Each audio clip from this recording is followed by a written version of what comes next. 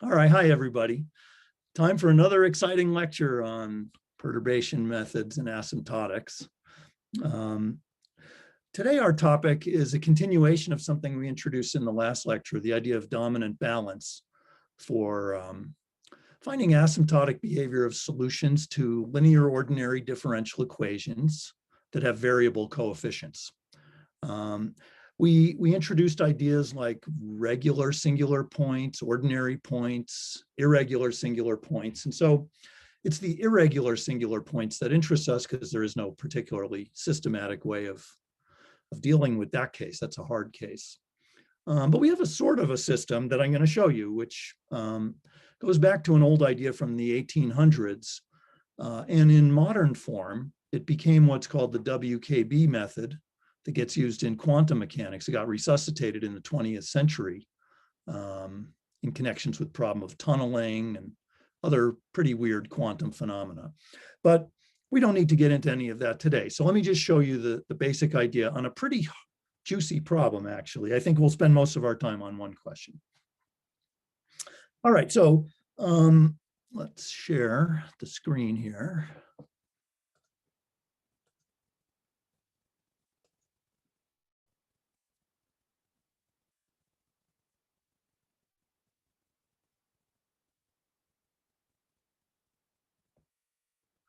All right, so we're up to lecture 9.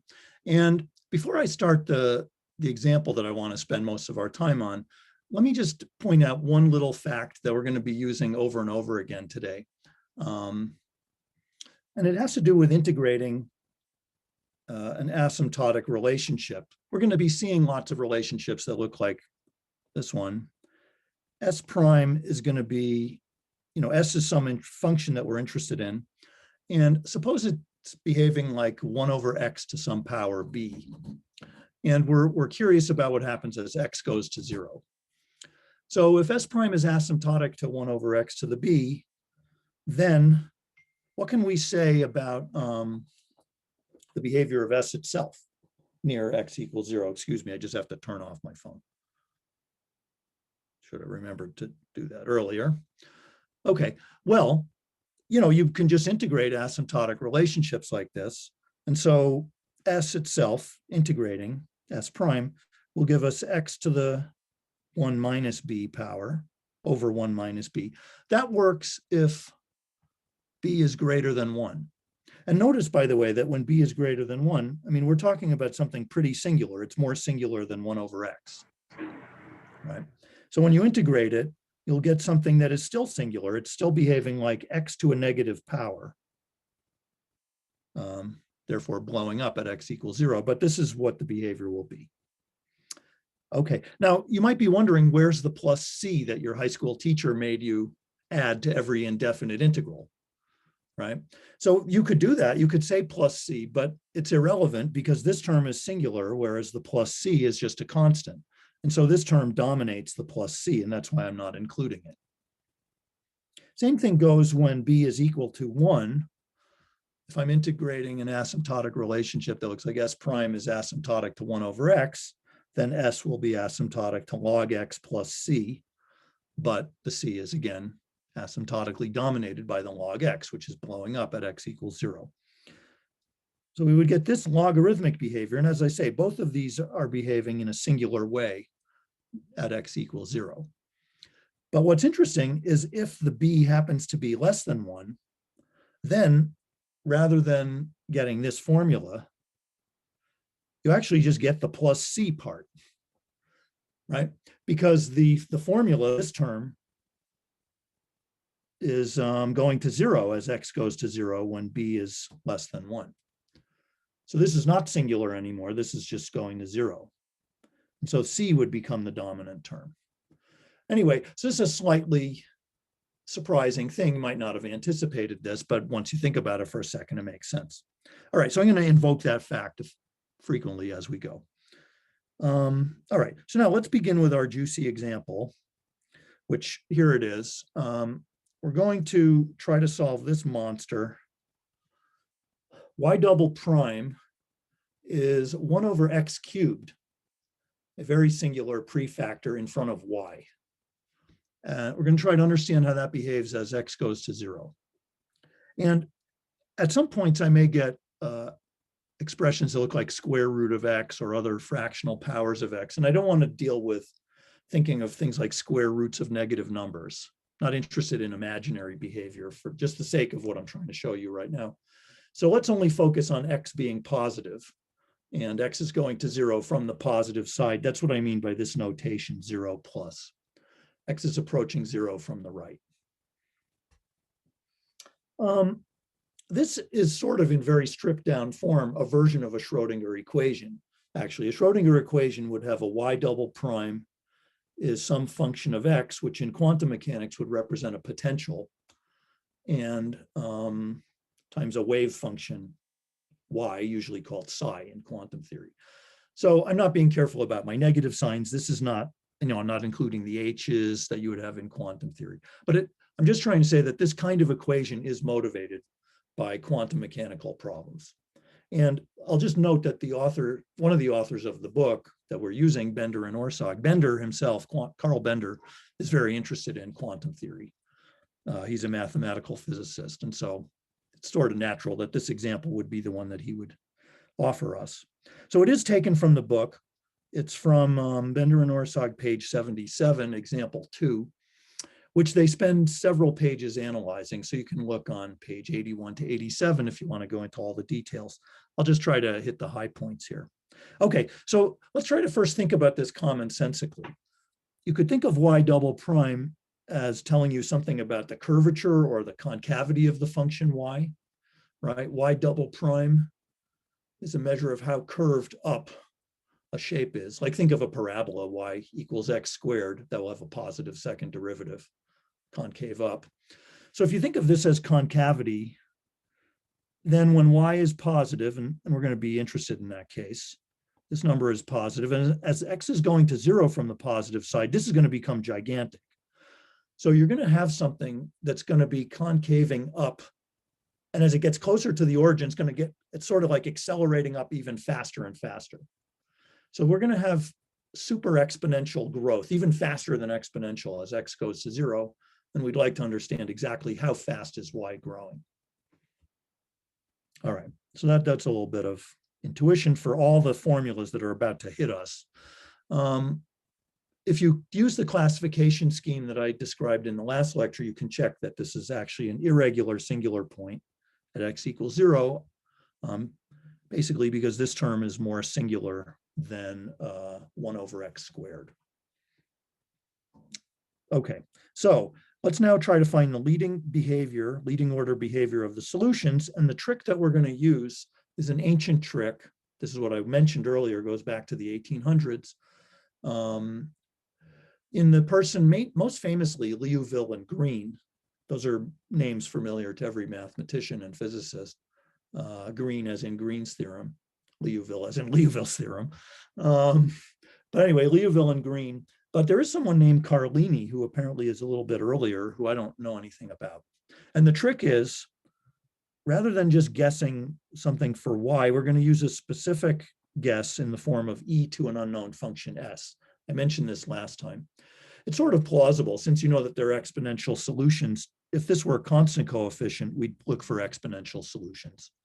So it's sort of a generalization of looking for e to a constant times x. Instead, it's just e to some arbitrary function of x. Anyway, let's plug that in, and then we're going to spend the rest of the time trying to understand the function s. So I haven't pre-written the rest of it, and so now we can start calculating a little bit. All right, well, so if I make this guess and plug it into this differential equation, I got to calculate y double prime. I'm going to plug in for y. So we did this last time, but just to remind you, since it's been a few days, y prime would be e to the s, but then I also have to bring down a chain rule factor s prime because s depends on x. And then y double prime by the product rule will be e to the s, and then s prime squared from when I bring down the s prime a second time. But also, if I differentiate the s prime term, I would get an s double prime. So that's a formula then for y double prime, and plugging that whole thing in to our equation that we're interested in, that would become e to the s double prime plus s prime squared equals 1 over x cubed y, so 1 over x cubed e to the s. And of course, the whole point of this method is that we're getting an e to the s on both sides. And so we can cancel that with this. And we're left with an equation for this function s. All right, so we have s double prime plus s prime squared is x to the minus 3. And I'm going to be working on this for a while.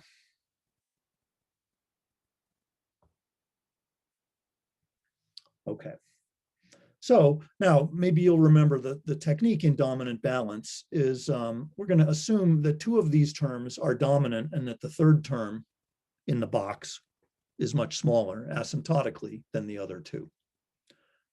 That's not always going to be the case. There are times when all 3 terms are necessary, but in a case, if you get lucky, 2 of the terms will be much bigger than the third. And so in problems like this, we often expect, though it's not universally true, that the s prime squared will tend to be the bigger term.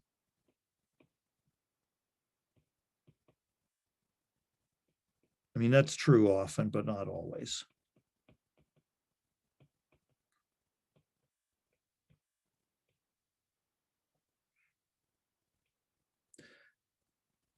So let's try that and see if it's self-consistent. It'll turn out that will work.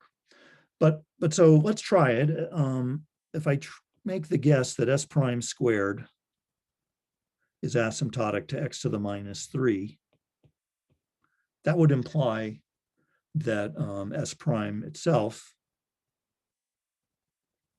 would be asymptotic to x to the minus 3 over 2.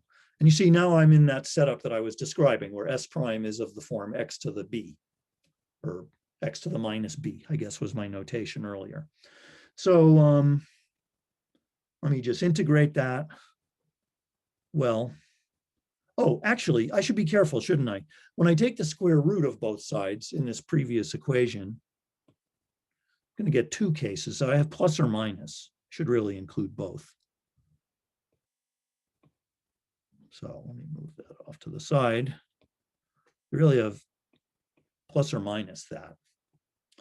And that makes sense. There should be 2 roots or 2 solutions because I'm solving a second order differential equation. I'm going to have a linear combination of 2 linearly independent solutions in general.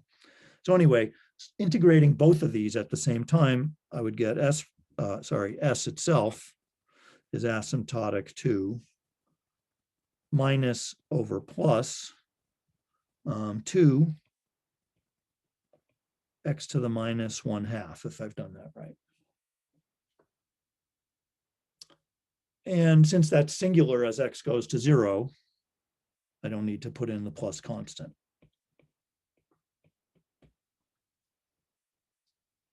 Okay, so we've got that. Maybe I'll put that in a little box. And so let me work on one of these.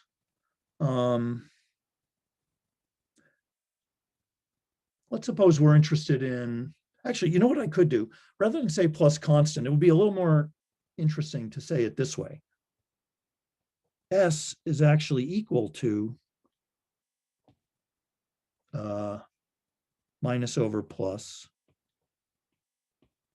2x to the minus 1/2 plus something, which I'll call it C following the book's notation, but rather than C as a constant, it's going to be something that could depend on x. And it's going to have this property that this term, I mean, I'd like to understand the behavior of this C. All we can say at this point is that C is going to be much smaller than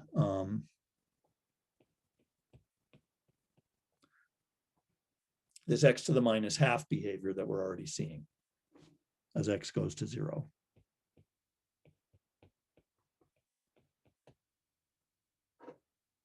And so next I want to try to understand the function c. And this is how this lecture is going to go. I'm going to solve something, then I'm going to get plus something else, and then I'll try to understand the something else. And then I'll get something else, and I'll keep going. And we'll keep doing that for a while until there's a natural place to stop doing it. Basically, we're going to keep doing it as long as we keep generating singular terms. Once we generate something that's not singular, we can stop. We're also going to see that the singularities get weaker and weaker as we keep going. They're going to get increasingly mild. But anyway, so we've got this correction term, c of x.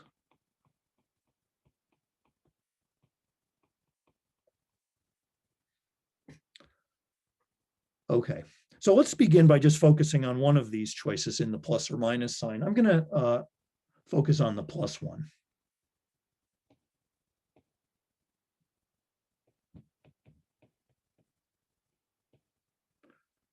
So we'll focus on the case where s is asymptotic to the positive 2. Let me say it this way.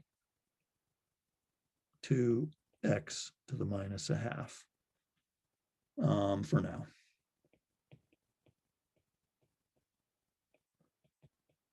So the plus case.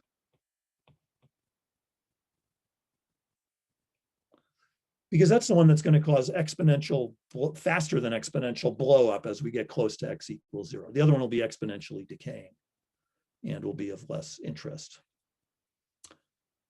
All right, so maybe I'll pause here. Do you want to ask anything at this stage? Either in the chat or out loud? Okay, the strategy is clear enough. Yeah, okay. Fine. So let's now try to understand what we can say about this function c, the correction term.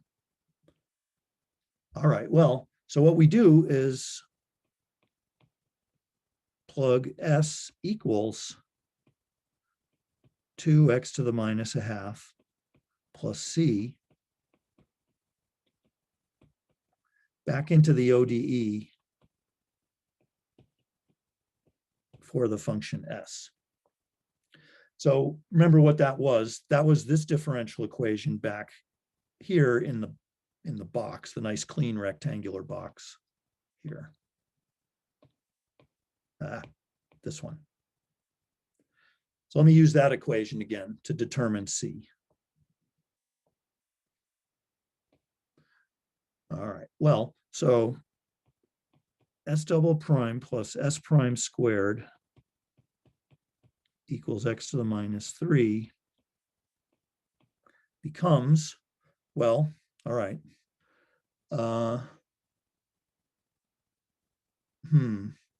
Let's see. Actually, maybe I'm trying to think what's a good way to do this. Let me just ask a question at this stage. So let me calculate some stuff. S prime, first of all, I'm going to need. S prime will be minus x to the minus 3 halves, where, I'm just looking at this formula above here. Take that. S prime is minus x to the negative 3 halves plus c prime. And we have to remember some things about c. So remember c is itself small compared to the x to the minus a half term.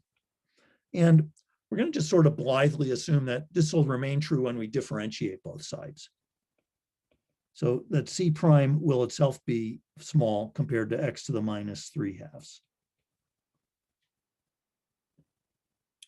I've mentioned earlier in the course that it can be dangerous to differentiate asymptotic relationships like this, but don't worry about that. Basically, it doesn't usually cause trouble. There are certain annoying cases where it could, but for the most part, it won't. And when we just have this kind of x to a power behavior, this is legit. So I'm not going to worry about that point. If it ever comes back to bite me, I'll realize maybe I made mistake at this stage, but we'll be okay with x to a power. So anyway, I've got that. And then for that matter, I could even, while I'm here, record that c double prime is going to be much less than x to the minus 5/2.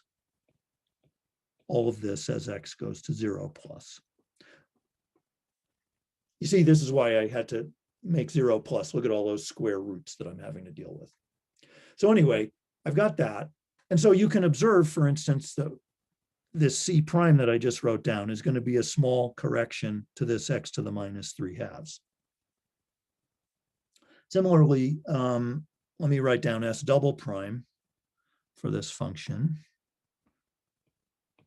So s double prime,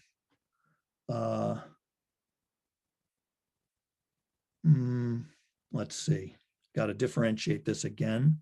So what am I getting here? 3/2 x to the minus 5/2 plus c double prime. Okay, so now let's plug into this boxed equation here. And I'm just going to copy. Now, you might be doing this in Mathematica or Sage or Maple or whatever in real life, but I want to just grind through every step with you so you can see what's going on. But please watch me carefully because I may make mistakes in copying or calculating. So jump in there with corrections if I screw it up. Anyway, so let me substitute for s double prime, and I'll try to write carefully. 3/2 x to the minus 5/2 plus c double prime. So that's the s double prime. Then,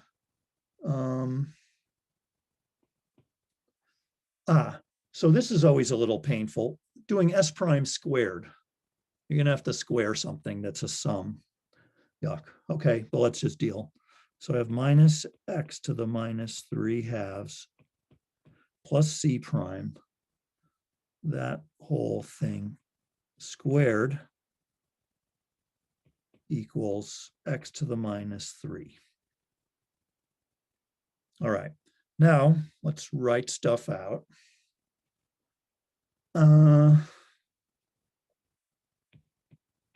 Okay, so this implies 3/2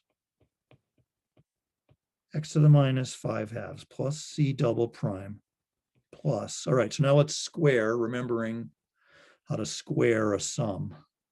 So this first term is going to be x to the minus 3. The middle term, so to speak, would be minus 2 x to the minus 3/2 c prime. And then there will be a term that looks like c prime squared. And that should equal x to the minus 3. All right, now it's mopping up time. So we can cancel out stuff that is shared on both sides. For example, you'll see that this term cancels with this term. Okay, that's good. Now, the next thing we want to do is look at what terms are big and what terms are small. So this is where we want to invoke this kind of stuff.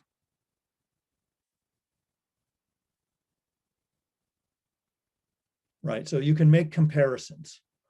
For example, look at the last one of these. C double prime is much less than x to the minus 5/2. So if I think of putting these two on a scale,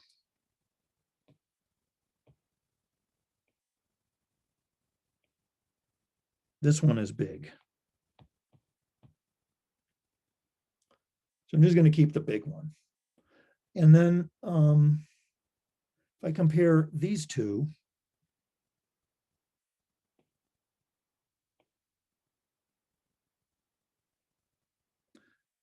look at this expression. C prime is beaten by x to the minus 3/2. And so this x to the minus 3/2 beats one of the c primes over here, whereas the other c prime matches this c prime. So this term is strictly bigger asymptotically also.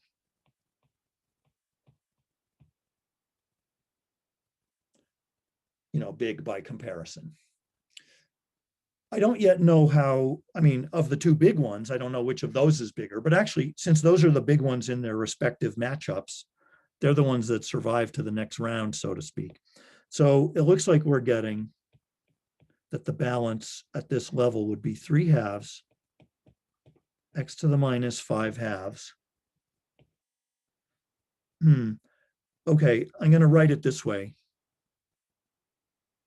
I don't want to say anything is asymptotic to 0. That's a no-no. You shouldn't write anything as asymptotic to 0, because that would mean, like if f of x were asymptotic to 0, that would mean the ratio of f of x over 0 should go to 1, right? You don't ever want to say that, because then you'd be dividing by 0. So you don't write an equation or a relation asymptotic to 0. So anticipating that, I'm going to say this term is asymptotic to the negative of this term. Then I avoid having to deal with 0. So let me erase this and say this is asymptotic to 2x to the negative 3/2 c prime, if I've done that correctly. Yeah, that's looking good. Okay, and then that can be cleaned up a little bit to get that c prime is then asymptotic to 3 over 4x.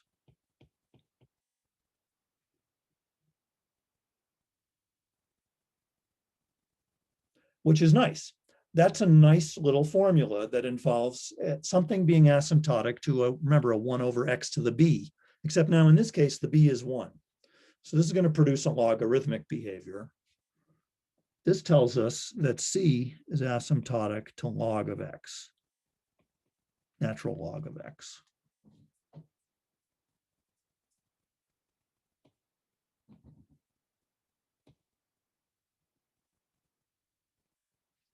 Cool. So now, at this point, maybe we should just check for reassurance, because like I say, my approach to these things is, rather than invoking theorems, I just look to see if I'm being bitten. And so have I done anything inconsistent? Let me just check that everything is the way it should be. Let's note that all of this is consistent.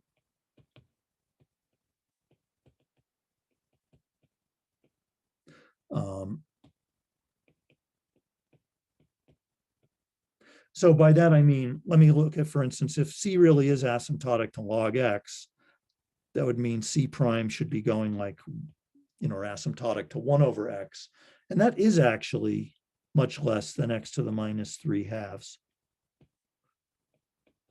as we had been hoping from the beginning. This is all, everything I'm saying here is as x goes to 0 plus.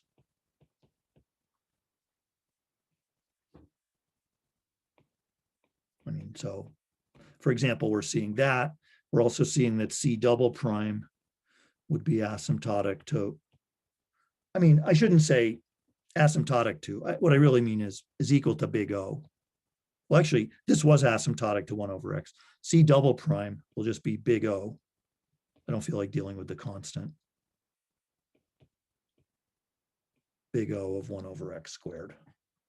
And that is much less than,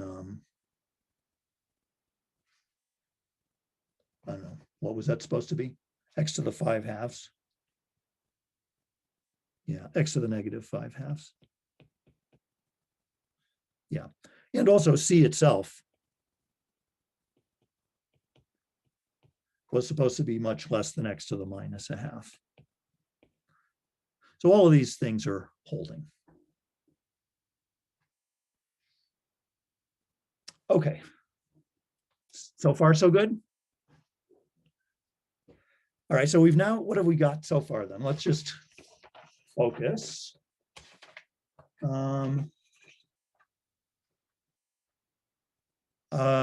Actually, so up here where I wrote c was asymptotic to log x, again, if I want to say plus arbitrary constant, it's really, or r plus a correction term is really how you should think of it. It's not really constant. What I really should say is that c is equal to log x plus something else, which the book calls d of x, kind of, I guess, makes sense. It's the next letter after c, where this d of x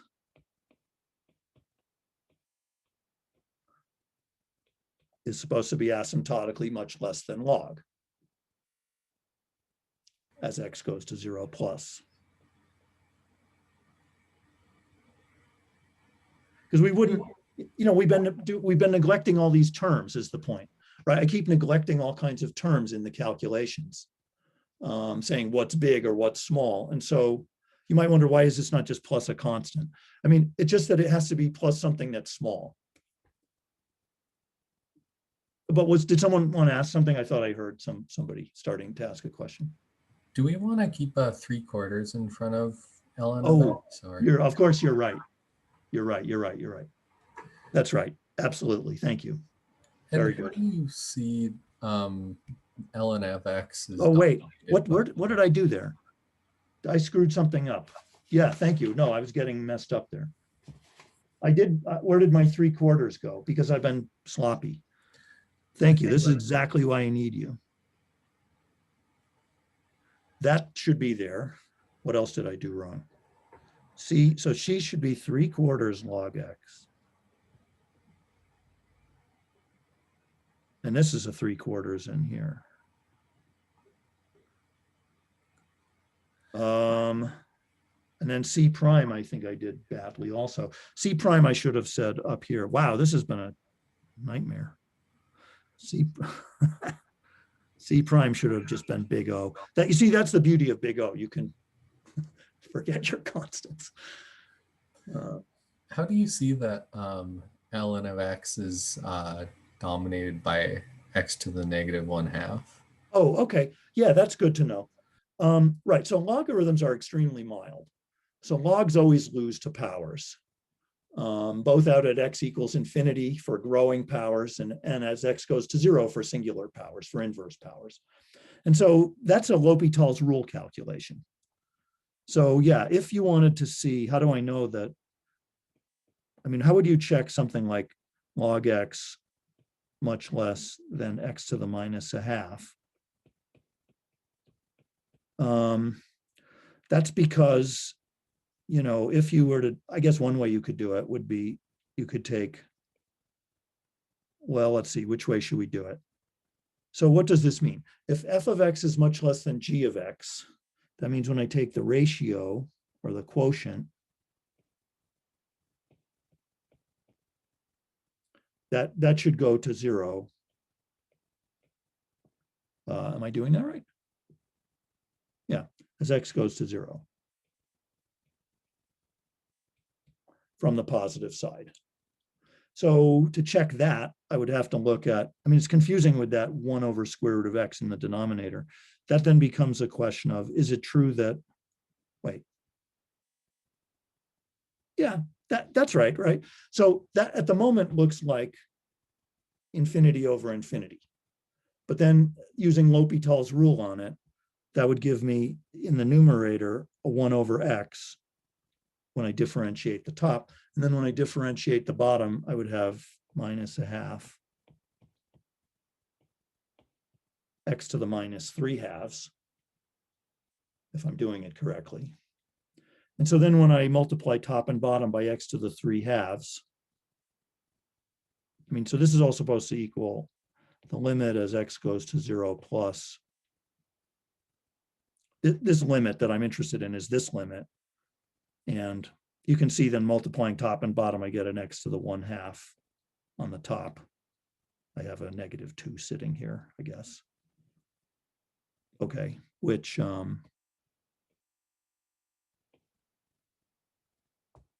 this thing goes to 0 as x goes to 0. Could you also have done a Taylor expansion of logarithm around 0 and then compare the terms? Wait, you don't want to expand log around 0. Log is singular at 0. Oh. You can do log of 1 plus x, but you don't do Okay. log of x. Yeah, so this is a L'Hopital's rule calculation that you want to do. Did I mess that up? I didn't have that written down, but I think that should be okay.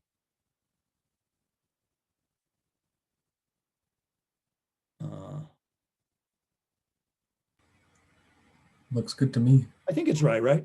Multiplying top and bottom by an x to the 3/2. Thank you. Yeah, sure. Right. Okay, so anyway, yeah, that's why.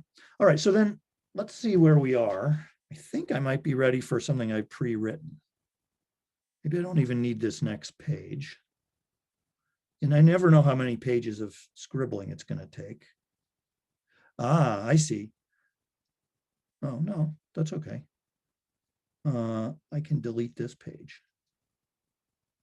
There. All right. So now that's all set up. So what we have is so far, because I thought this might take a lot of writing. So this is what we got so far.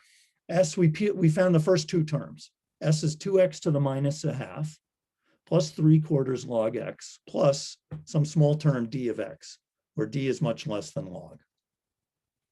And as I mentioned earlier, each term is getting increasingly mild. But the next step just seemed too painful to write out in real time, because we're going to do what we just did again. This process does terminate. In fact, it's going to terminate after this step. So I'm going to take this big expression in the box up here, this one, substitute it again into the governing equation for S, and carefully expand this square term. I put it in blue so that you could concentrate better on which terms are coming from the S prime squared. So you'll see what I did. I've taken this expression for S. I'm just copying it. Well, I'm differentiating it twice to get all of that.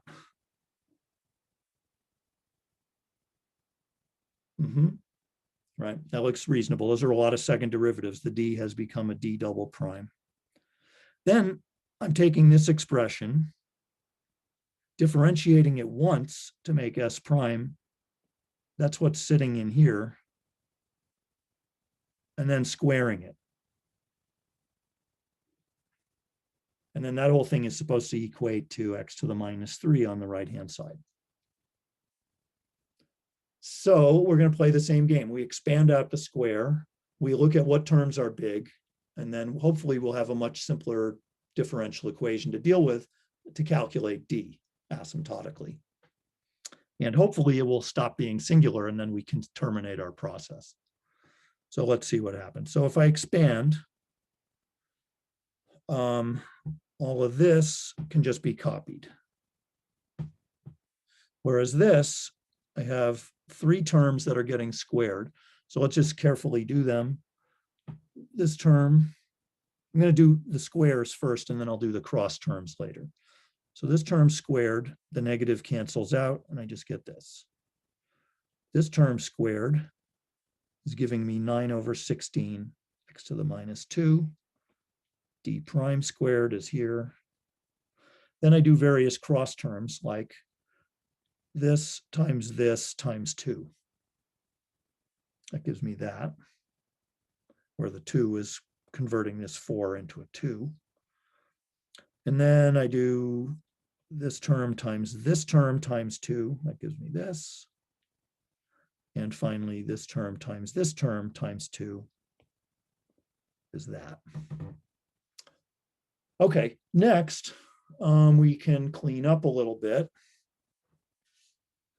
So the right-hand side is getting canceled out. So this term, excuse me, I want that to be red. That cancels with that.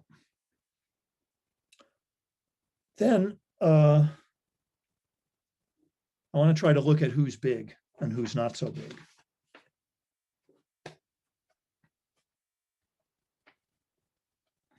Actually, you may notice that there's other terms to be canceled. Like, do you observe that this is exactly matched by this? Right, so those go away. Doink, doink. Is there anybody else who would like to be eliminated? Not exactly, but it does look like some of the terms can be combined. Isn't that true? Like this term right here.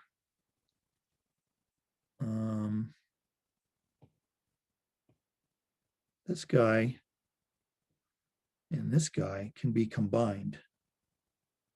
They don't cancel exactly, but they're both x to the minus 2 terms.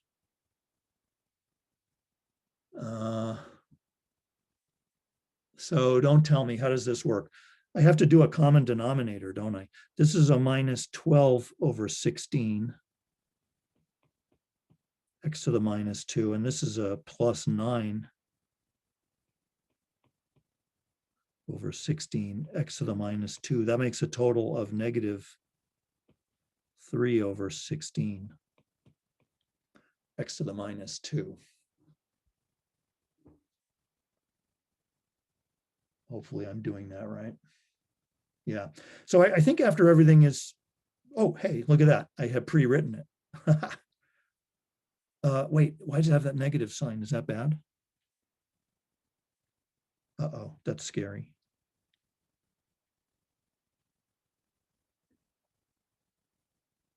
Mm-hmm.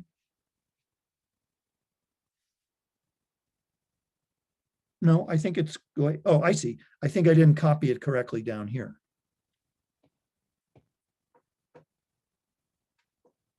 I think that's what I meant. So let's stare at what we've got. Right, what I've tried to do here is, I've combined the terms that made this green expression, that's here.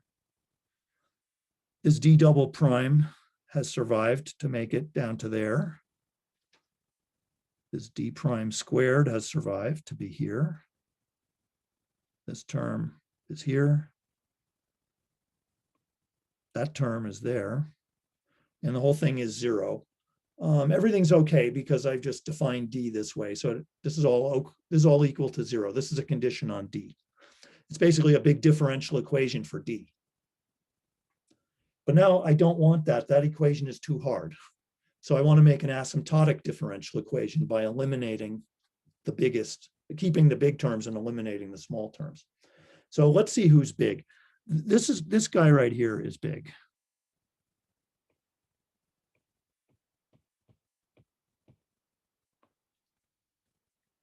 It's going to turn out that term is big. I mean, what are the kinds of things I want to use here?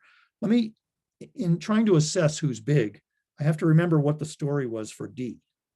So let me go back to what was the deal for d, right? We had this condition that d is itself much less than log x. So what else can that tell us? That would tell us things like, well, let me just come back down here. I mean, maybe this is a good place to write it. Recall that d was much less than log x. So that'll tell us that d prime is much less than 1 over x. And d double prime is much less than 1 over x squared. Or I'm just using the order. I'm not interested in the constants. And also, I guess it's of interest to think about this term, d prime squared. So we can also observe that d prime squared from here would itself be much less than 1 over x squared. So those are various little factoids. And so when I see this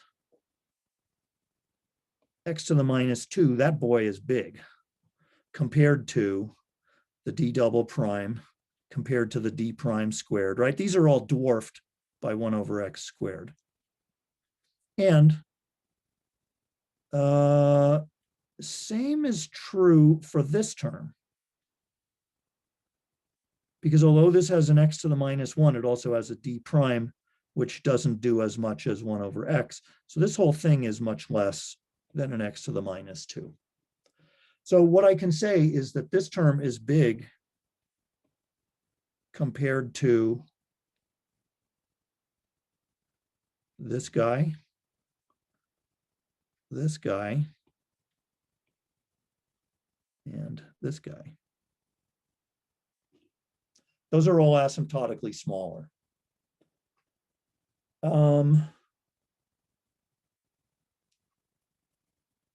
But I cannot necessarily say anything about the one term that doesn't have a balance pan underneath it. That term is going to survive to do the balance for D.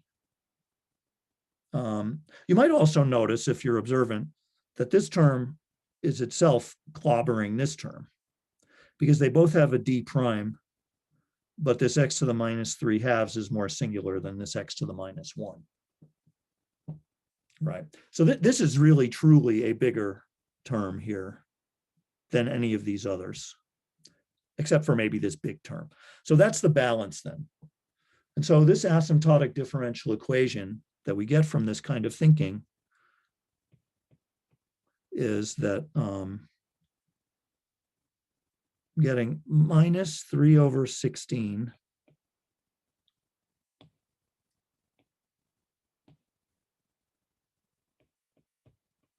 x to the minus 2 is asymptotic to 2x to the minus 3 halves d prime. I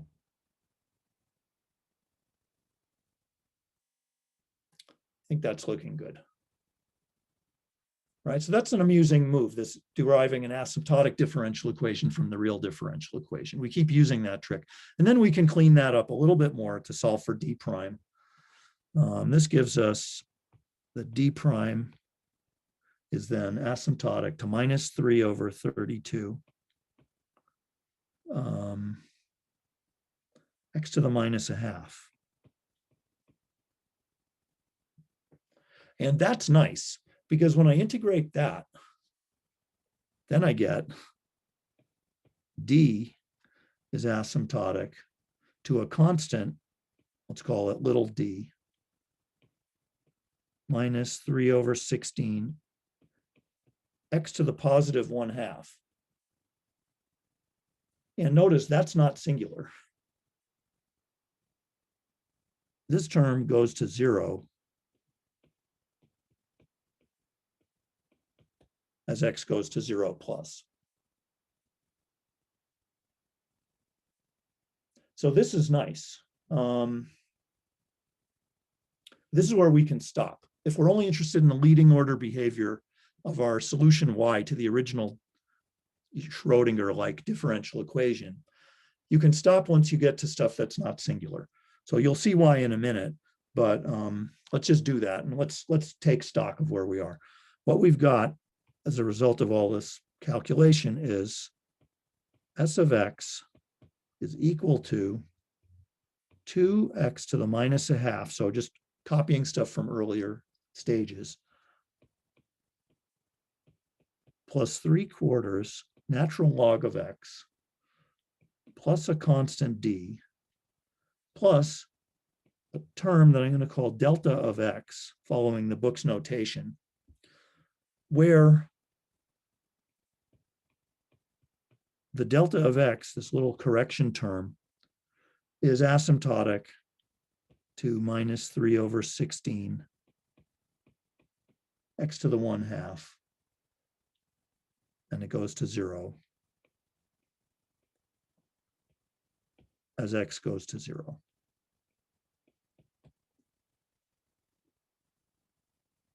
And so, just as I've been saying, but I'll just write it.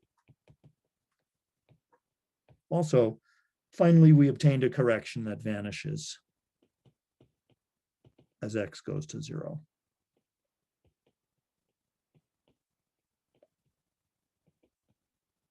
Meaning it's not singular, it actually goes to 0.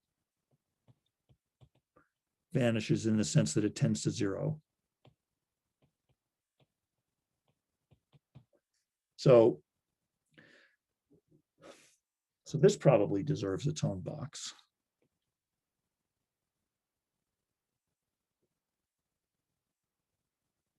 Okay. All right, so why is that the good place to stop? Well, because let's go back and think about what we're doing. We're not really interested in S. What we want was the function y, right? And so y was e to the s. So recall that y, which was defined as e to the s, well, now that's going to be, so let me take everything that's in the box and write it down. E to the 2x to the minus a half. See, it's beautiful. When you have e of a sum, that's going to be a product, right? E of a sum gives you a product of terms, e to each term. So we have e to the 2x to the minus a half, e to the 3/4 log x. That's going to become nice. E to the d, and then e to the delta of x. And then that can be simplified because the e to the 3/4 log x, well,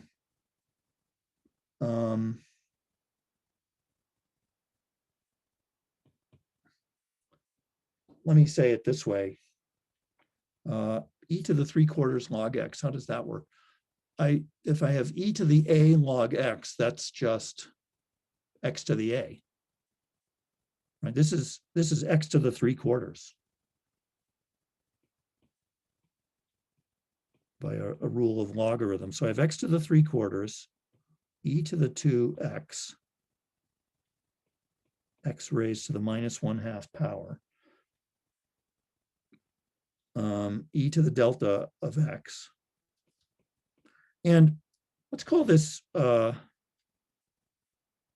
this term right here. Let me just call this a constant. E to the d is a constant. I'll call it C1. Whoa, sorry. Call e to the d, just C1. Make that up a little higher. Why am I calling it C1? Because remember, there's another whole solution that we didn't deal with. Remember, there was the days of the plus and minus.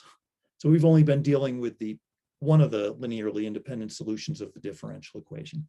So what I've got here is that one of the linearly independent solutions is asymptotically behaving like a constant times this interesting function of x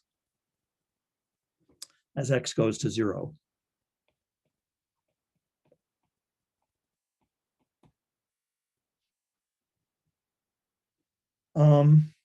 And if we want, we could say a little more about e to the delta.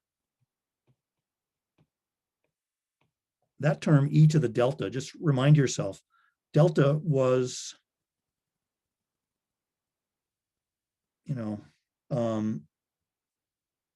this very small term here.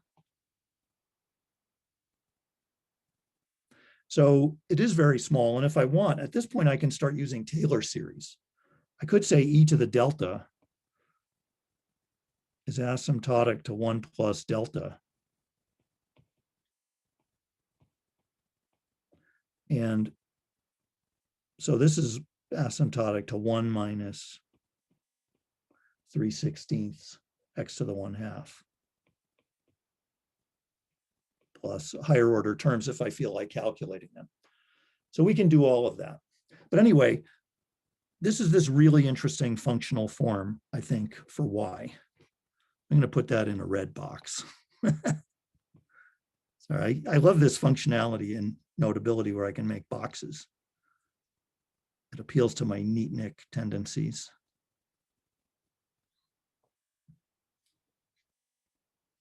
Okay, but anyway, I want to emphasize, like I say, what an interesting function this is because, I mean, think of what a monster this thing is.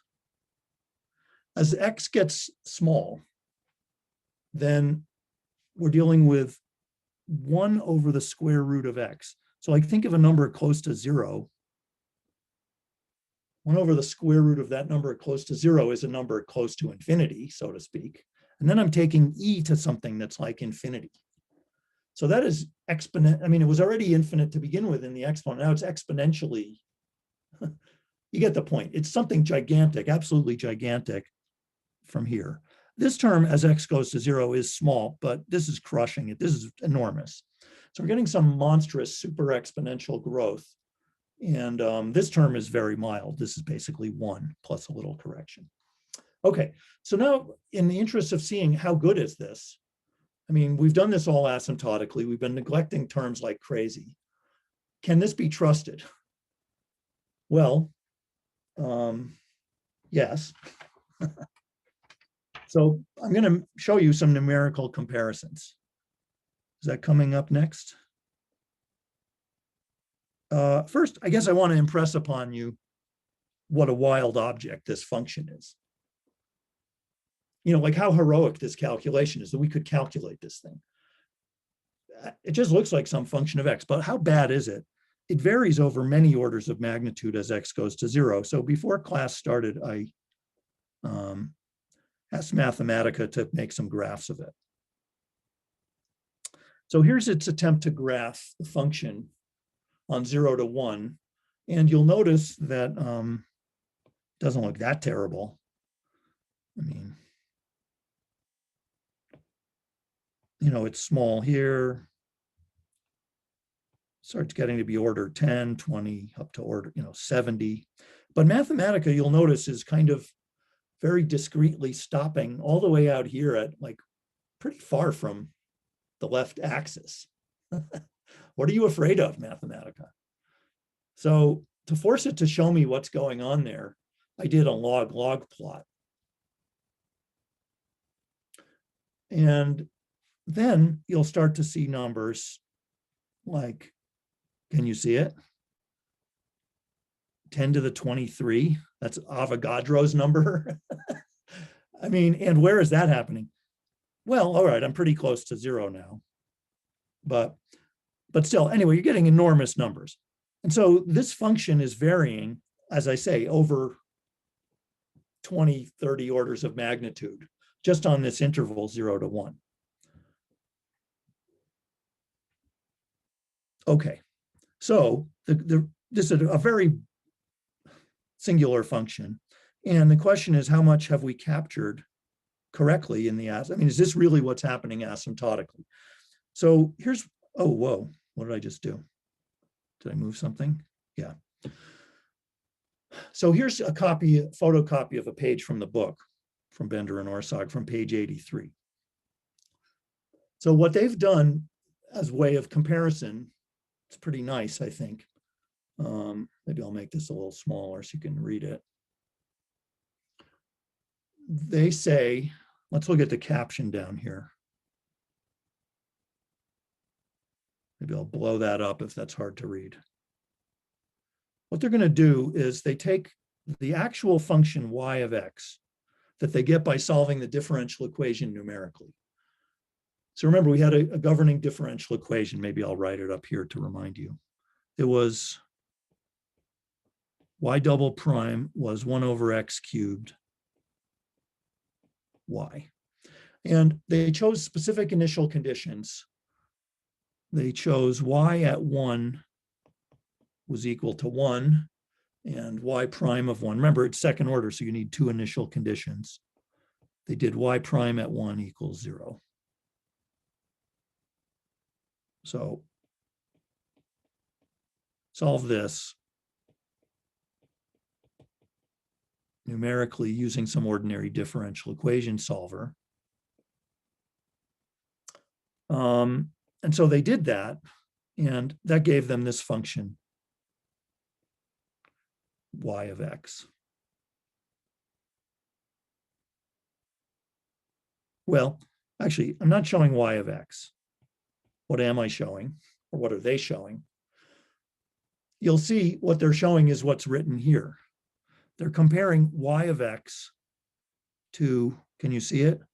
That function without the c1 in front of it. The x to the 3/4, e to the x e to the 2x to the negative a half. So they're looking at the ratio of those two functions. Now, what do we know about that ratio? It should be, if you believe the leading term in the asymptotics, it should be C1. It should be constant over some range of x close to 0. And so what are we seeing? Well, the ratio is not exactly constant. It's varying a little bit with x. But how much is it varying with x? Well, it's varying between these two numbers around 0.12 and 0.14. It's not varying that much compared to something that was varying by 23 orders of magnitude, right? I mean, this is not even varying by 1 order of magnitude. This is only varying by something like 15% over this range. So it's pretty flat. You might wonder, where does this constant come from? That's just empirical. They just fit the best fitting constant to what this does as it goes to 0. And it would depend on these initial conditions. It would be a different constant, of course, for different initial conditions. But anyway, if you're sort of unhappy and think this doesn't look that constant to me, well, you can always go to another term in the asymptotic expansion. And if you look at the, because what do we expect? I mean, we don't think it's going to be constant, truly. If you look at our analysis, what is this? It's supposed to be really behaving like, this ratio should be like a constant times e to the delta. And e to the delta is going to give us a term that's going to look like that. So in other words, this thing is going to sort of behave like a square root near here. Oops, did that again. You might expect some sort of square root behavior away from the constant, I think. Or no, yeah, maybe. Anyway, I'm getting a little garbled there on that point. The main thing is we've tamed the 23 orders of magnitude to something that is basically almost flat. We've really captured the functional behavior. And as I say, if you want better flatness in here, take another term, and they do that in the next section in the book. So I think I better leave that because I think it's diminishing returns now on this example. But as they say, the relative error is at most 15% over this interval. Okay. And if we could estimate this function epsilon that they were defining here as e to the delta is 1 plus epsilon, they can calculate that. We could do even better. Okay, so some jargon about all this that I've been using. I want to be a little more precise now. When you get the first approximation to S, which we found was this term, that's the one that gave rise to that super exponential behavior. That term they call the controlling factor. Whereas the first term in the asymptotic series, which is what we got by doing a few more steps, something that looks like this, that's what they call the leading behavior and what I've been calling the leading behavior, the first term in the asymptotics. And as we showed, that was determined by all of the contributions to S that didn't vanish as X goes to the base point, in this case, 0. All the singular stuff comes into that. The non-singular parts don't. Okay, and so just if you were the type who wanted to get a little more accuracy, if you did want the full asymptotic expansion, they show that, Bender and Orsag show what you could do is you could write the leading order times an unknown function W. They call this peeling off the leading behavior. You factor out the leading stuff. That's the wildly varying 23 order of magnitude stuff. You take that out and then write down a W. We know this part is going to be pretty tame. And then you derive an ordinary differential equation for that W. And so they do that in the book, and they show that that W can be solved in terms of a nice garden variety series, except that it has fractional powers, x to the half. But otherwise, it looks like a Taylor series or a Maclaurin series. So they do that on page 84, 85. Okay. So we have a few minutes left. I could do one more example with you, but maybe I'll pause to see if you want to ask anything at this, having done this big example. I have a question about the e to the d term. Okay. So, so there we're saying that d is a constant, and And I'm wondering how we know that D does not depend on X, because we had a constant, well, we had C depending on X earlier. Right. So, yeah, that was related to this comment that I made at the beginning of the lecture about what happens when you are integrating an asymptotic relationship like this one, where the thing I was calling B, or negative B, whatever, there was that special case where when you integrate an asymptotic relationship of this type, I really should have just said D is asymptotic to a constant, because this is a tiny correction to a constant. This term is going to 0. This is the dominant term for small x, right? Because when you integrate 1 over square root of x, you get square root. And so this is small. This is a nice going to 0 continuously. This is could be any constant. So I don't know. So I'm not sure I'm getting the question. I mean, what I'm trying to say is this function d of x is asymptotically not singular. It's behaving like a constant plus a term that is going to 0. In fact, it's going to 0 at this rate. I don't know. Am I answering it or not really? That helps. Yeah. Sorry, Okay. I forgot to apply that fact in my head. Right. So it was back here. If I jump back to the beginning, I'm invoking this third case, but it only came in right now. At first we had to use this, then we got a logarithm, and now we're finally at the stage of using this. Yeah, thank you. Okay. But also about that constant D. Well, Yes. D can be any constant, right? Because it's just integration, and then it's like here, it can be a constant. But then when they were plotting it, the results were quite close. So D has to be very, like, they have to get it very well if you want them to be that close, right? Right. So I mean, at this point, D So is how did they undetermined. get it? Well, okay. So right. So this D is undetermined at this point. We just know that this term is small, but D is an undetermined constant. But that's to be expected because when you have a linear homogeneous differential equation, which is what we're solving, you have undetermined constants that depend on initial conditions. So we expect that the solution has to be of this form with some coefficient here, C1. The C1 is this e to the d.